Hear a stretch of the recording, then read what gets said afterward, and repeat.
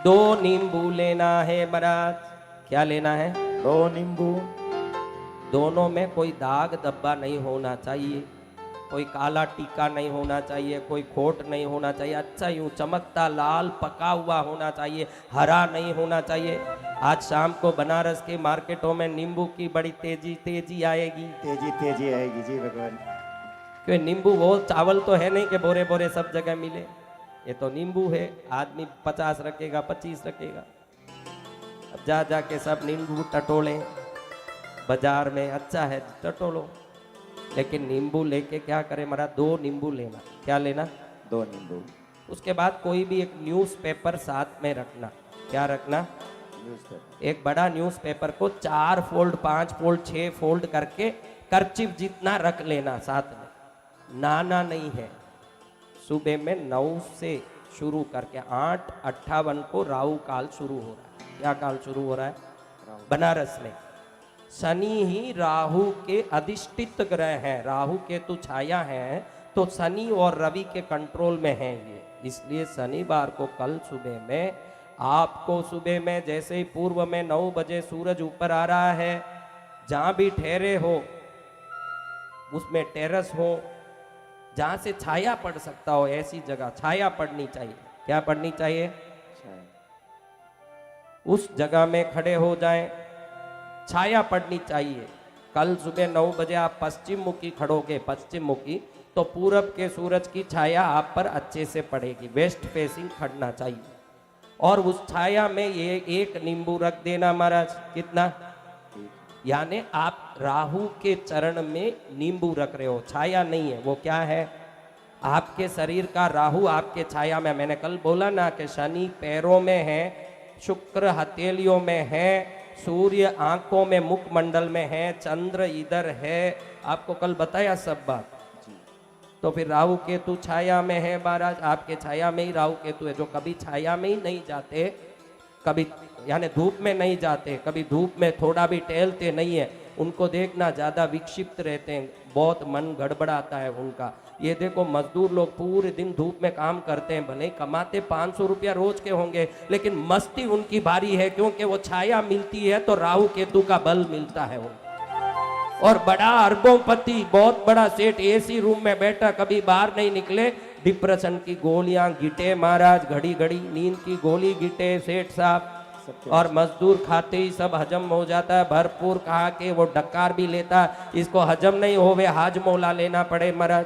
सत्य वचन। हाँ, सत्य वचन। लिए धूप में घूमा करो, थोड़ा सा धूप में। कल क्या करना? बोलो कल क्या करना? नींबू हाथ में लेकर के। हाथ में क्यों लेना नींबू? कहाँ रखना नींबू? एक नींबू छाया में रखना है। दूसरे नींबू को हाथ नहीं लगाना, वो अलग ही रख देना, उसको टच नहीं करना। इस नींबू को छाया में रख देना है। किधर रखना है? छाया में। और राहु देव को प्रार्थना करना कि जितने भी मेरे शरीर में मेरे पूर्वजों के पाप, मेरे अनंत जन्मों के पाप, मेरे जो भी श्राप ताप दुख हैं, वो सब इस नींबू में आ जाएं। ऐसे एक प्रार्थना जोर से करके पहले काशी को वंदन करना, पार्श्वनाथ को वंदन करना, विश्वनाथ अन्नपूर्णा को वंदन करना, पद्मावती भैरव माता को वंदन करना, भैरव देव को वंदन करना, काशी के देवता गंगा मैया को वंदन करना कि काशी आया हूँ, अब यहाँ से नहीं तिरूंगा तो कहाँ तिर के जाऊंगा महाराज, इसलिए मेरा तार दो मेरे जीवन को। ऐसे प्रार्थना करके इस नींबू में सभी प्रकार के हमारे शरीर के दुख संकट बाहर निकल रहे हैं। ऐसे थोड़ी देर भावना करके 5 मिनट खड़ना। ये 9 से 10:30 के अंदर ही करना। ये करने के पहले हाथ पैर धोए हुए होना चाहिए। क्या धोया हुआ होना? एक पेपर रखना साथ में। फिर जैसे ही 5 मिनट हो गए, आपको लगे कि शरीर हल्का हो रहा है, उसके बाद में इस नींबू को कागज से पकड़ना, हाथ नहीं लगाना उसको। उसको वापस हाथ लगाओगे तो जो था शरीर में वो वापस शरीर में घुस जाएगा, इसलिए उसको कागज से पकड़ना। इसलिए कागज इतना बड़ा रखना कि उंगली में भी कहीं दूर से नींबू नहीं लग जाए। समझ रहे हो ना?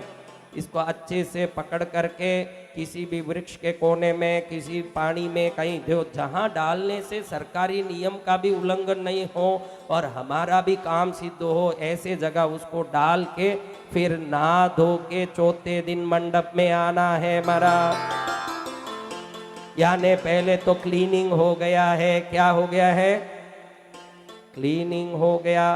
फिर कल 1 बजे से 2:30 बजे के अंदर यहीं रहोगे ना, तो यहाँ कहीं भी धूप में खड़े होकर उस छाया में आपको जहाँ यो रोड पैसेज में जहाँ भी छाया पड़े, कल सब रोड में खड़े दिखेंगे महाराज। 1 से 2:30 में, कितने बजे?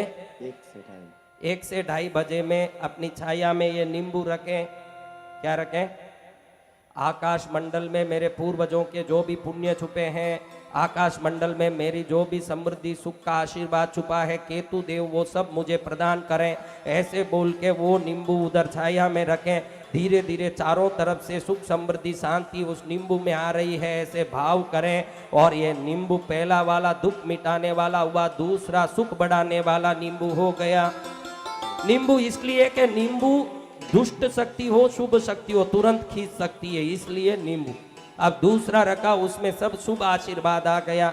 लेकिन हमारा तो कमजोर है महाराज, सिद्धि तो कैसे आशीर्वाद आएगा?